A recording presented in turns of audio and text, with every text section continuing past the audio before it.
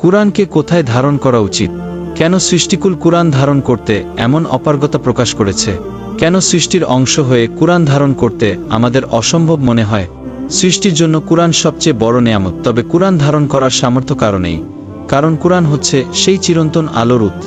আল্লাহ তাআলা বলেছেন, যদি আমি কুরআনকে পাহাড়ের উপর অবতীর্ণ করতাম তবে তা চূর্ণবিচ্ছিন্ন হয়ে যেত।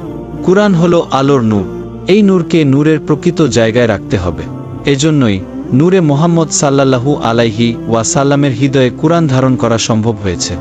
কুরআনে বর্ণিত হয়েছে, বলো, যে জিবরিলের শত্রু হবে সে অনুশোচনায় মরুক, কেননা নিশ্চয় জিবরিল তা আল্লাহর অনুমতিতে তোমার অন্তরে নাইল করেছে, তার সামনে থাকা কিতাবের সমর্থক, হিদায়াত ও মুমিনদের জন্য সুসংবাদ রূপে। আমাদের মানব জাতির উদ্দেশ্য হলো কুরআনকে আমাদের অন্তরে স্থান দেওয়া, যেমন নবী করিম সাল্লাল্লাহু আলাইহি ওয়াসাল্লাম ও তার সাহাবারা দিয়েছে।